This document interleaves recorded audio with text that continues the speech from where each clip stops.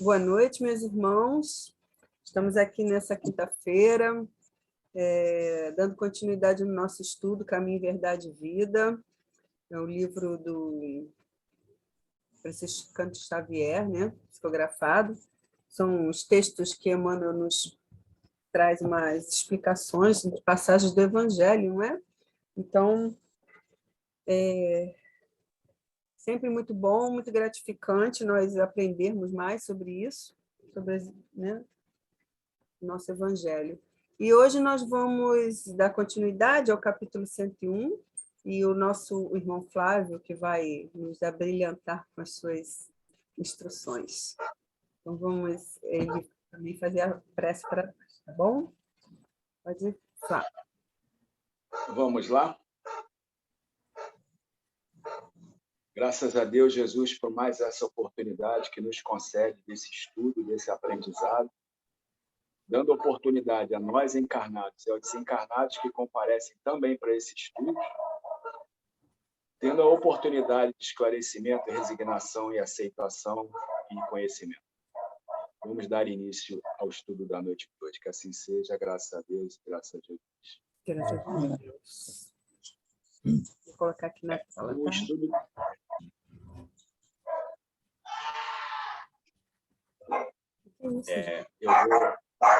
Eu vou parar no versículo 30, né?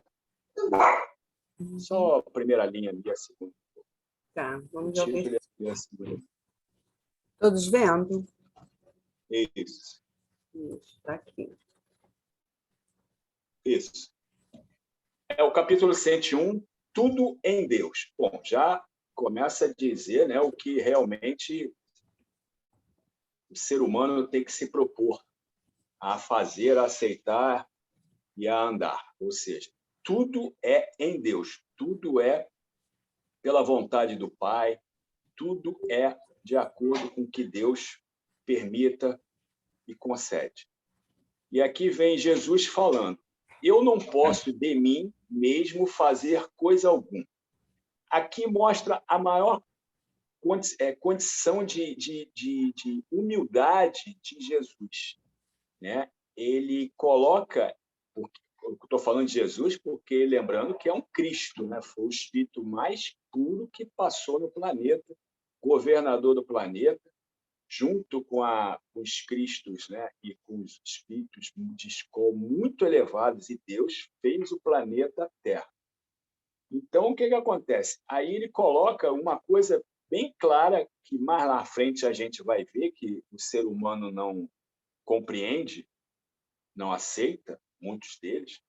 Ele coloca aqui a submissão em relação a Deus.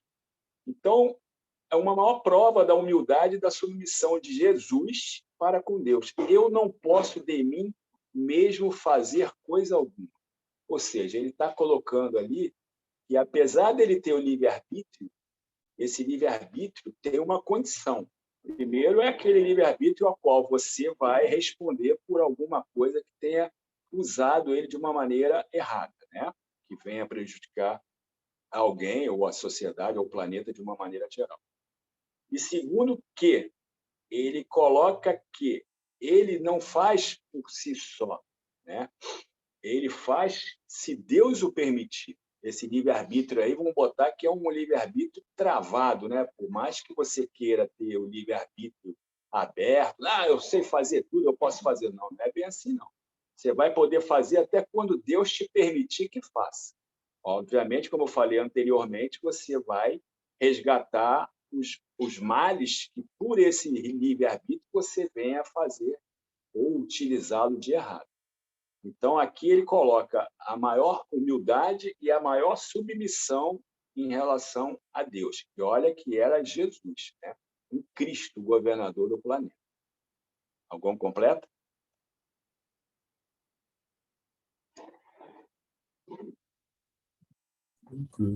Tranquilo, indo bem. Pode continuar? Então, eu vou parar em Deus.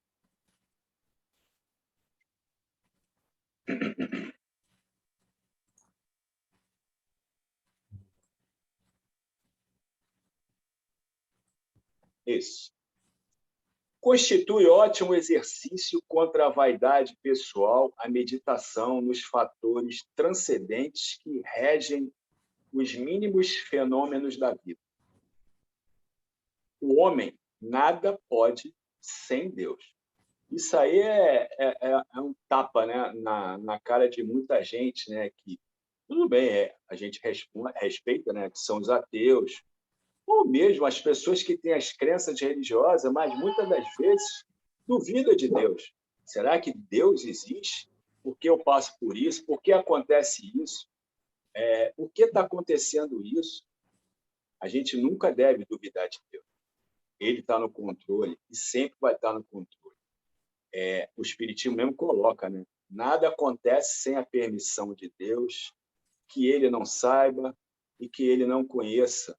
Então, o mais livre-arbítrio, como foi falado anteriormente, nós tenhamos, esse livre-arbítrio não é um livre-arbítrio total. O ser humano vai fazer o que quiser até quando Deus quiser que ele faça. Né? Tudo tem um propósito, né? Porque ele é o criador de tudo, da mesma maneira que ele permite, ele não vai permitir. Então, aqui nessa frase, mais uma vez, completando o título e a passagem de João, né, no capítulo 5, versículo 5, e você resume tudo, e o estudo, obviamente que não é isso, né? Isso é uma força de expressão. Poderia acabar agora nessa frase: o homem nada pode sem Deus. Então, está bem claro. Eu não sei a condição ainda de as pessoas pensarem algo diferente disso. Mas, é como a gente diz, a gente respeita, a gente não concorda, mas a gente prossegue a nossa vida. Então, aqui, praticamente, o resumo do estudo. Obviamente que ele vai ser tratado com outros parágrafos lá na frente, né? Outras frases que Emmanuel vai colocar, mas aqui está totalmente resumido, já está tudo consumado a situação. Se alguém quiser acrescentar alguma coisa. Quer falar? Vai falar, Sam? Pode falar. Então, é interessante, né? Porque no trecho do Evangelho, né, ali, né, ele deixa claro que nem Jesus se considera, né, uma pessoa capaz de fazer coisas acima da vontade de Deus, né, sem que Deus permita. Então, que dirá cada um de nós, né? E ele ali bota que a gente deveria meditar sobre essa importância que nós temos sobre as nossas conquistas diante daquela certeza de que nada acontece sem a vontade de Deus, né? Que a gente sempre ouve aquela frase que nem uma folha cai de uma árvore sem que Deus assim conheça, permita e deseje, né? Então, diante disso, o que dirá de nossas vidas, né? O que dirá de nossas atitudes, de nossas conquistas? Todas elas são permitidas por Deus, desejadas por Deus e só são conquistadas pela vontade de Deus. E, logicamente, o objetivo delas é sempre a nossa evolução, o nosso crescimento moral, que, logicamente, aí sim vai depender das nossas atitudes, né? Vai depender do que a gente vai fazer desses talentos, porque existem os talentos que a gente traz, que já vêm de outras encarnações, e existem aqueles que nós conquistamos. Não estou querendo aqui dizer que não existe a meritocracia, né? Porque a própria Bíblia, o próprio Evangelho nos ensina que a gente colhe o que a gente planta. E isso nada mais é do que um tipo de meritocracia, né? Você colher o bem, você recolhe o bem. Você planta, né, boas amizades, amores, e você colhe tudo isso de volta. É um mérito, né? Uma consequência boa das suas atitudes. Só que a gente tem que entender que tudo isso a gente só consegue graças a Deus. Somente pela permissão de Deus que a gente consegue até mesmo conseguir plantar. Porque antes de colher, você tem que plantar. Mas para plantar, você precisa que Deus permita que você plante. Seja o bem ou seja o mal. A gente precisa da permissão, precisa estar, por exemplo, encarnado aqui na Terra para estarmos completando mais uma encarnação, mais uma missão, né? E isso só acontece com a permissão de Deus. com a misericórdia de Deus, né? Porque se Deus não tivesse misericórdia de nós, paciência para esperar todo o tempo do infinito pela nossa evolução, nós provavelmente estaríamos condenados, né? Se dependêssemos de apenas uma oportunidade de Deus para acertarmos, provavelmente todos nós estaríamos condenados. Então, tudo acontece realmente porque Deus quer, porque mesmo o maior dos homens, aquele que conquistou todas as riquezas, todos os títulos, basta um estalar de dedos para que você caia durinho e desencarne, né? Então, não realmente sem a vontade de Deus, nada vai acontecer. Não seremos capazes de nada. Por isso a gente tem que, em tudo na vida, para o bem e para o mal, temos que dar graças a Deus. Uhum. Eu achei bem interessante quando ele começa o texto, né? Que ele diz do exercício contra a vaidade pessoal, né? Quer dizer, é meditar nos fatores, esses fatores transcendentes, né? São os elevados, os mínimos fenômenos da vida. Quer dizer, tudo que existe no nosso planeta, né? Toda a existência, todas as formas, né?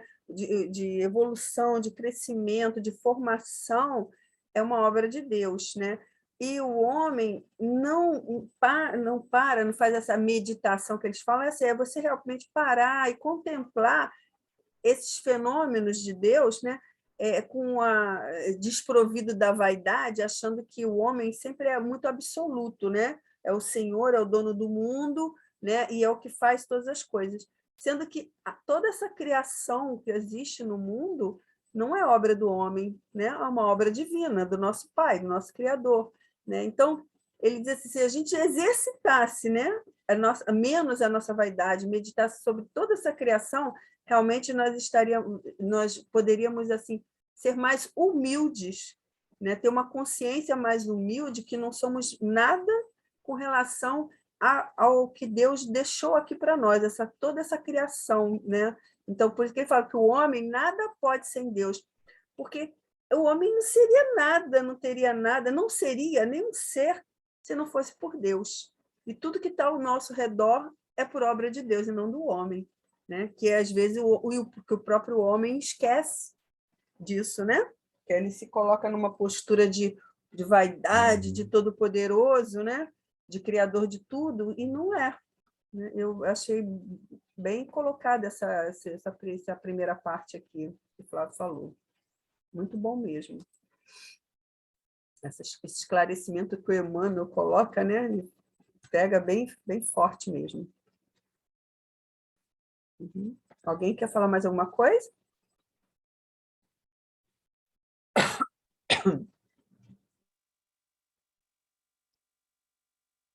Flávio? Eu vou parar em verdades divinas. Tá, então deixa eu continuar aqui. Peraí.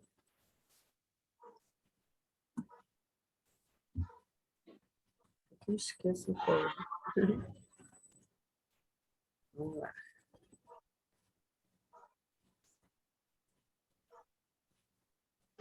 Aquele outro texto está melhor, está numerado.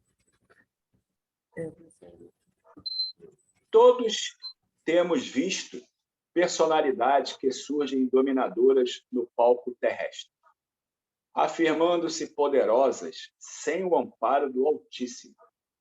Entretanto, a única realização que conseguem efetivamente é a dilatação ilusória pelo sopro do mundo, esvaziando-se aos primeiros contatos com as verdades divinas.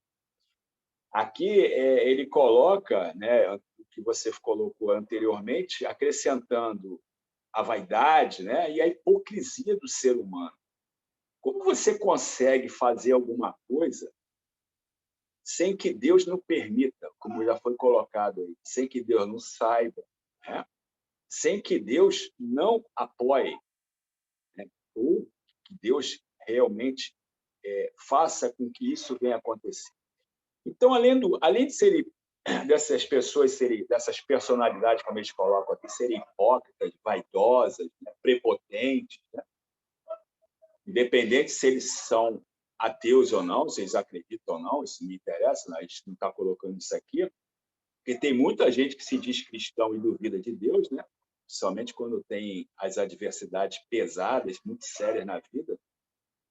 E aí ele coloca aqui a maior condição de entender essa situação do homem em relação a Deus. Ou seja, ele não é submisso, ele não como se diz, ele não consegue entender que algo mais está acima dele todinho. Como se fosse a primeira resposta do Livro dos Espíritos. A inteligência primária, causa primária de tudo, a inteligência suprema, causa primária de tudo. Então, aqui, ele diz que foi ideia dele, ele que fez, né, o ser humano, né? Como ele diz aqui, sem o amparo do Altíssimo, né? Surgem dominadores no palco terrestre. Então, esses grandes líderes, esses grandes conquistadores, né? Esses grandes malfeitores, né? Que usam a guerra, o mal, para se manter no poder, para adquirir poder. E a gente já conhece N situações dessa aí. Na maioria das vezes, eles falam que foi ideia deles, né? E a gente sabe que até para você fazer uma escada, você recebe inspiração divina, inspiração da espiritualidade. Tudo nós somos inspirados o tempo todo, tanto para o bem quanto para o mal. Mas eu estou falando aqui em relação às grandes obras, né? As obras divinas. Então, o tempo todo, você, quando fica titubeando, assim, pensando, né? Como é que eu faço? Como é que eu vou fazer? Acontece com todo mundo isso, né? Eu tenho que fazer isso, mas qual é o procedimento? Qual é o caminho? Você sempre será intuído, né? E aí você vai ver o melhor a fazer. Você vai analisar, vai avaliar e você vai ver o melhor a fazer. Ou, quando não, você faz uma oração, né, e pede a Deus que se abra, descortine alguma coisa para que você tenha melhores ideias. Mas essas ideias serão o quê? Intuições divinas, intuições de Jesus, intuições da espiritualidade. Mas aí vem os caras aqui, né? Entretanto, a única realização que consegue efetivamente é a dilatação ilusória, ou seja, mais tarde eles vão ver, e aí prossegue aqui a linha, né, a frase, que isso vai esvaziar, né, com as verdades divinas. O dia que ele desencarnar, ele vai ver que realmente o quanto ele errou, o quanto ele se prejudicou, o quanto tempo ele perdeu em achar que ele era o dono da verdade, que ele que fazia tudo, que ele que adotava aquele comportamento, que nada mais existia além da morte, né? Além dele, e ele realmente vai descobrir, vai se descortinar muita coisa para ele, e aí vem aqueles arrependimentos que a gente vê na literatura espírita, né? Através das psicografias ou mesmo, né? Através das intuições que os palestrantes colocam, né? Muito no YouTube e tudo aí. E aí as pessoas veem os espíritos, quando chegam no plano espiritual, se vê assim confuso, né? E muito arrependido em relação a essa situação e a esse comportamento que eles tiveram na Terra.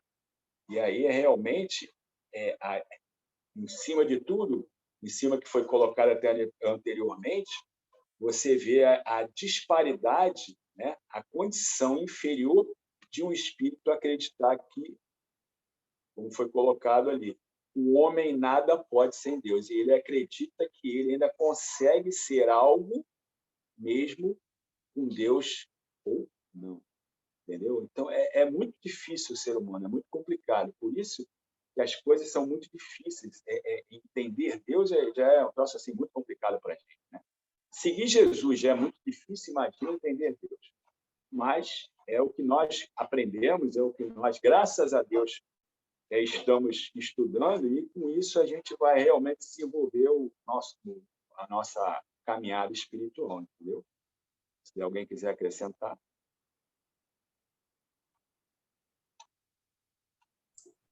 Perfeito, né? É exatamente os tesouros da terra, né? De nada eles valem, é tudo uma grande ilusão.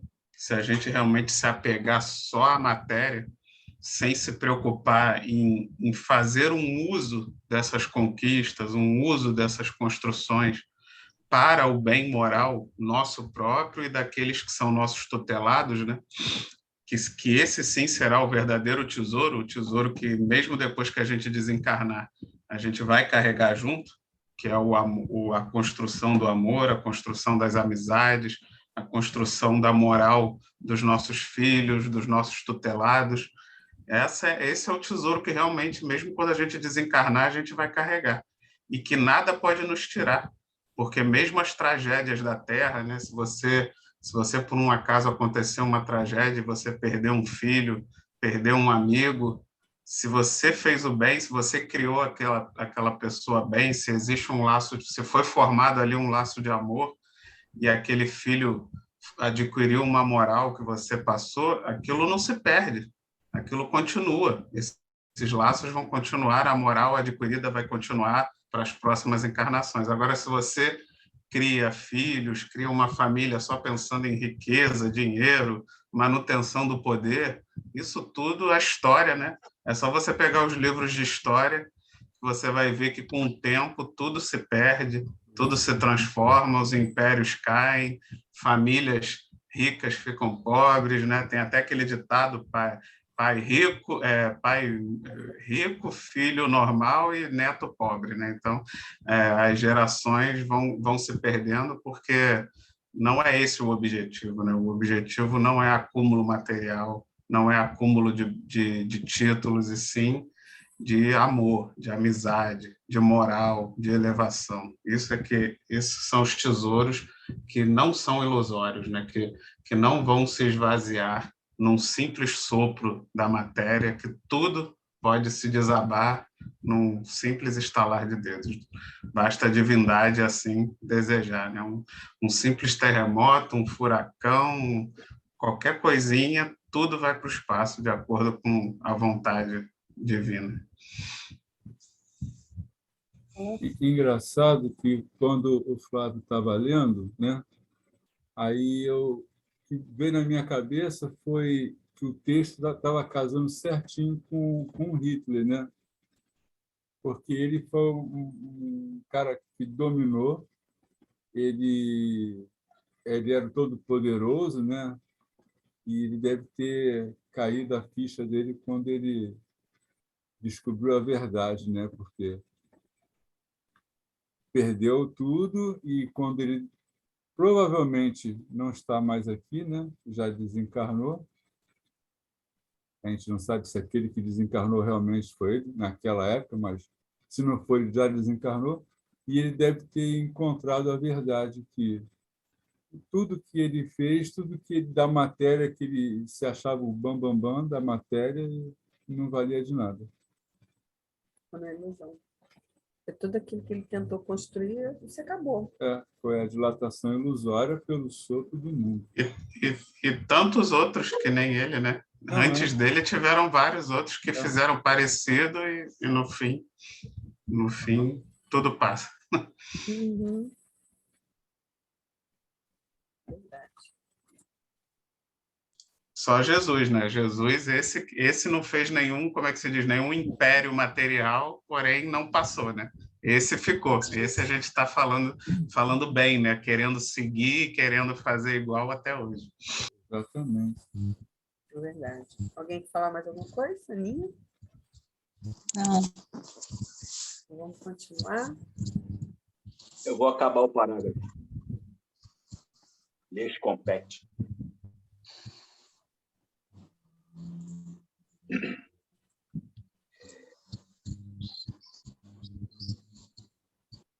Quando aparecem temíveis esses gigantes de vento, espalham ruínas materiais e aflições de espírito. Olha, pode deixar o grifado aí, Sam. Olha as consequências, né? Espalham ruínas materiais e, olha só, aflições de espírito. Olha só. Todavia, o mesmo mundo que lhes confere pedestal projeta-os no abismo do desprezo comum.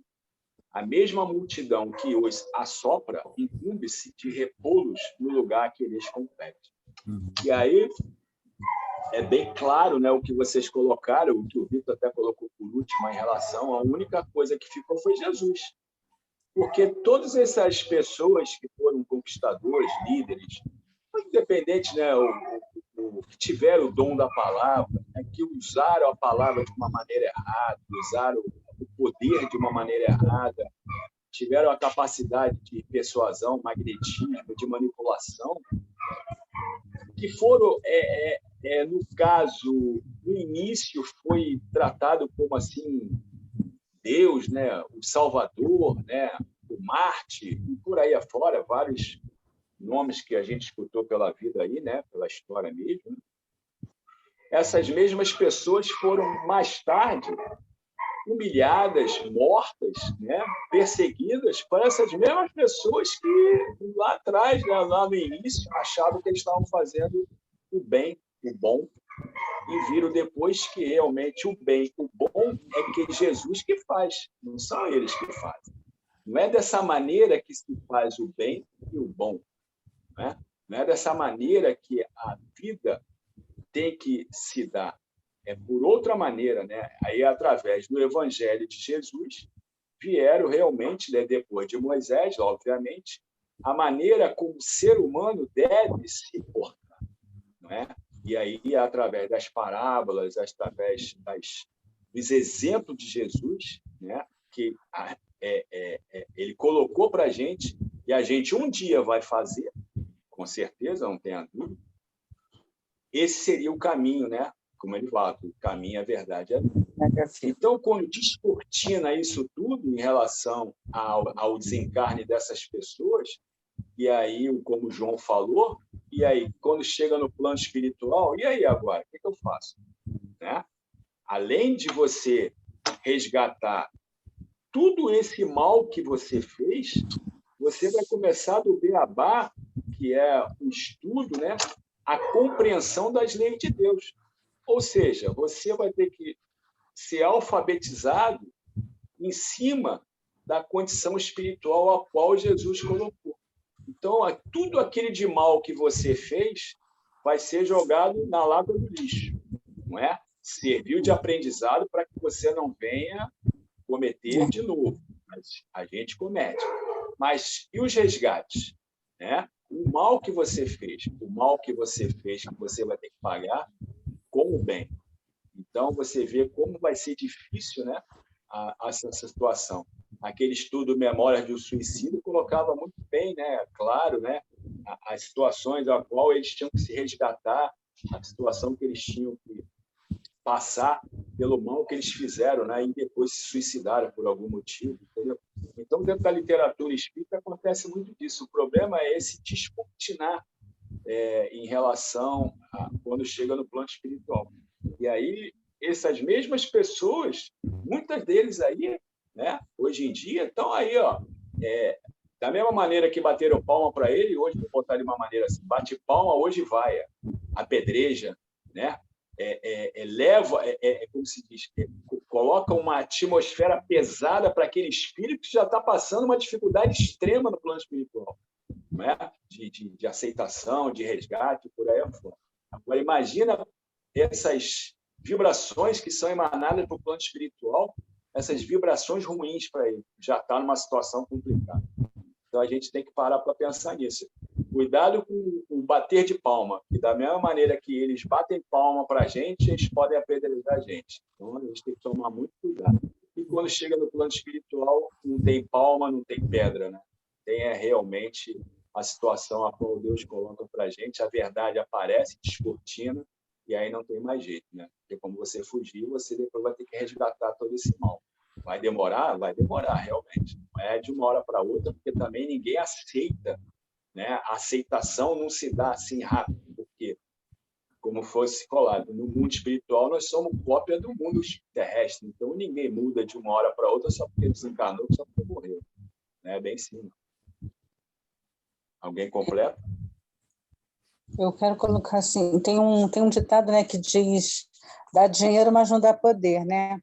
O poder, ele tem uma grande ilusão, né, de fazer com que a gente ache que nós podemos tudo, que nós somos mais, e a gente leva, o poder faz com que as pessoas tomem atitudes e cometam atos que que a gente nem achei incompreensível, né? Porque só porque tem um poder, né? Vamos dizer assim, a opção de escolha, né? Que muitos não têm, se acham maiores, né? E estão acima de qualquer lei, acima de qualquer coisa. E aí que cai nesse mundo de ilusão, né? E quando desencarna, acontece isso. Chega lá e vê que nada, né? Que nada é conforme se pensava.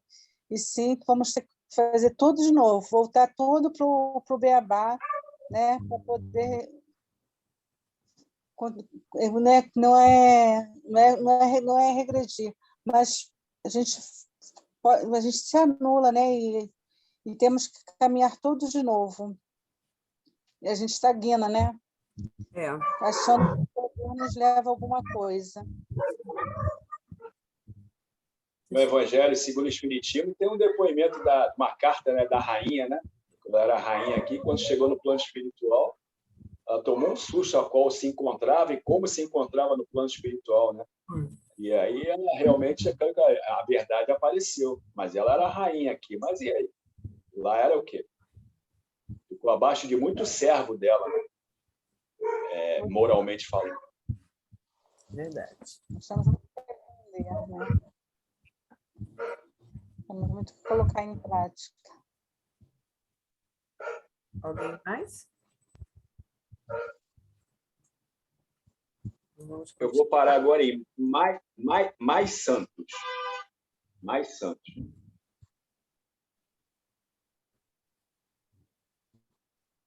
Isso. Os discípulos sinceros não ignoram que todas as suas possibilidades procedem do Pai, amigo e sábio. Isso aí já somos nós. A gente já pode se incluir aí. Ó. A gente já sabe que existe um Pai, amigo e sábio. Que as oportunidades de identificação na Terra, com excelência das paisagens, recursos de cada dia e bênção dos seres amados, vieram de Deus, que os convida pelo espírito de serviço a ministérios mais santos. Então, aqui a gente já pode se incluir, né? A gente já pode começar a entrar na sala de aula devagarinho, né? A sala de aula de Jesus, né? Vamos botar assim, né? O aprendizado, sentar lá atrás da cadeira, né? Para não sentar lá na frente, né? Ficar quietinho lá, porque a gente ainda não é sincero, né? Tá aqui, ó, os discípulos sinceros. Mas a gente ainda não é sincero, né? A gente que eu estou falando, a população do planeta. Mas, pelo menos, já conhecemos alguma coisa, né? Através, no caso aqui, nós, dentro da literatura espírita, dentro do espiritismo. Ou seja, muitas pessoas vieram aqui do catolicismo, né? Do evangelho, de outras correntes religiosas, mas acredito que tenha encontrado no espiritismo, né? Nós, né? Uma razão melhor de se compreender as coisas, de se entender as coisas, de entender mais a situação a qual nós vivemos, por que nós vivemos, da onde viemos e por aí afora, o que a gente já sabe, já estudou sobre isso. Então, eu penso o seguinte, que a nossa sala de aula já começou, né, a ser delineada. A gente já entrou, já sentou lá atrás, né, que sentar lá na frente é complicado. Então, aqui ele já está colocando que já existe um pai amigo e sábio, ou seja, a gente já sabe que tem Deus, né? Não tem como negar. Que as oportunidades de edificação na Terra, com excelência das paisagens, recursos de cada de bênção dos seres amados, vieram de Deus. Então, a gente já não tem mais como dizer que, não, por mais adverso, por mais dificuldade que nós tenhamos na vida, que a gente não sabe o dia de amanhã, né? A gente está falando aqui, a gente está dentro de um comportamento e vivendo uma vida X, mas a gente não sabe amanhã. Mas dentro dessa maior dificuldade e adversidade que nós vamos ter, nós temos que fazer o quê? Ser sinceros, olha aqui, os discípulos sinceros, e acreditar que aquilo ali que acontece conosco, ou que vem a acontecer conosco, ou que esteja acontecendo conosco, sempre tem um propósito, a mão de Deus. Aquilo ali vai ser sempre benéfico para a gente. É difícil? Bastante, pelo grau de evolução que nós temos, de aprendizado que nós temos, né? O grau de, vamos botar assim, de aprendizado, né? E de aceitação e resignação, mas pelo menos a gente não tem mais o direito de se revoltar contra quem? Contra o Pai, que é amigo e sábio, né? E misericordioso, como vem falando sempre aqui, está falando aqui. Então, aceita, né? Como diz o dito popular aí na rua, né? Aceita que dói menos, né? Ou seja, aceita porque é de Deus e tem um propósito. E lembra que muitas das vezes, mas muitas mesmo, é resgate de faltas e erros seus, nossos, né? Vamos botar assim, de uma maneira geral, né? Então, a gente tem que ver isso aí direitinho, tá bom? Alguém completa? Já tá encerrando aqui a primeira parte. Vamos voltar. A gente volta e faz comentário, ok? Tá bom? Então, até daqui a pouquinho.